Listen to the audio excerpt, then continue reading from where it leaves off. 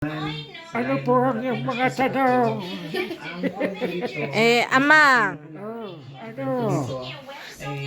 ano pong pangalan nyo? Ako po si Mang Andoy. Okay. Ilan taon na po kayo? Nasa 79 na po. Saan po kayo nakatira? Dito lang po sa Second Avenue East. May asawa na po ba kayo? Meron po si Aling Kristen. Ilan pa anak nyo? Dalawa po, isang babae, isang lalaki. Nag-aaral po sila? Ano pong pangalan nila? Nag-aaral po, isa po ay na magkakaraduar na. At isa ay nag-kissing grade 6. Ganun po ba? Tapos yun, Ano pong trabaho nyo?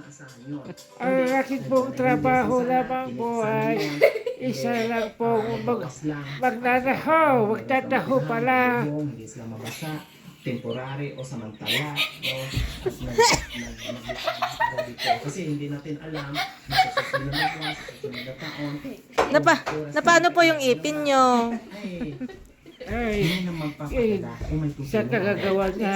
Gusto nyo bang magkaroon ng ipin, Amang? magkakalit sa bahay. Kung mayroong magbibigay, bakit hindi? Magawa-gawa, yung Kung gusto nyo, pagawa po natin. Ay, maraming salamat. Maraming salamat, Inang. So, ang mangyayari, tingga at walang mangyayari.